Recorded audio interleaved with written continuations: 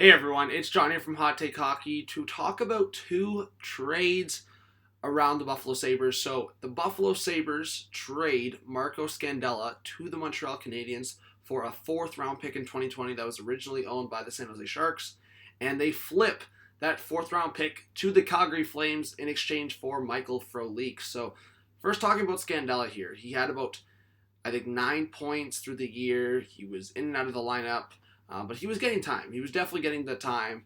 But the Buffalo Sabres had to move defensemen. They had 8 defensemen before this move that could play on an NHL team. And Scandella was one of them. He's a penny UFA, $4 million cap hit. They could move him. I have a little bit of a problem with the price here. I think they could have got higher. I'm just looking at a guy like Marco Scandella, a 4-5 guy on the lineup. I think if they maybe waited a bit or kind of evaluated their resources, evaluated their assets, I think they could have made a better deal here. But you know what? It's a tough situation. It's kind of been known the Buffalo Sabres are trying to move a defenseman because they're in a bit of I would say a crunch on the back end, and they're trying to acquire a forward group, and obviously that comes with cap space. So the Buffalo Sabres, they do move on from Scandella. I love this move for the Montreal Canadiens. You're acquiring Scandella after trading away Mike Riley. So it was basically you traded away a 5th round pick and you acquired a 5th round pick and traded away a 4th round pick. So it's essentially you're just getting Scandella. And then of course the Buffalo Sabres acquire Frolik. So Frolik, for me, this cap hit wasn't worth it if he didn't maybe heat up in the last few weeks or month.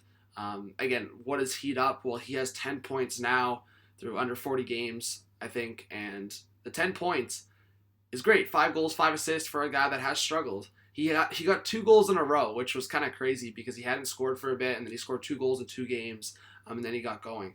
So for Leak, it's kind of already been talked about. He can add kind of that two-way game, possibly experience on the penalty kill. He's probably going to sit in around that 3rd line for now, or maybe even 4th line, but I would say 3rd line for Frolik.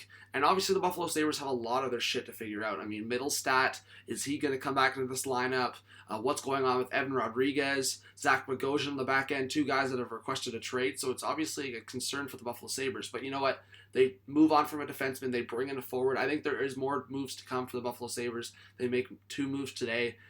But if I'm looking at the future of this team, yes, they do have to move on from Bogosian at the very least, and then possibly as well Rodriguez, and then of course then they get the cap space to maybe acquire a top 6 forward. So I think that top 6 forward move is still coming for the Buffalo Sabres, whether that is a rental or a guy with term. I think that is coming. So thank you for watching this video. Let me know what you think about these 2 trades revolving around the Buffalo Sabres. Lots of videos coming on the channel. Thank you. So hit a like, subscribe if you're new, comment your thoughts. This was John. Hope to see you all in the next video. Peace out.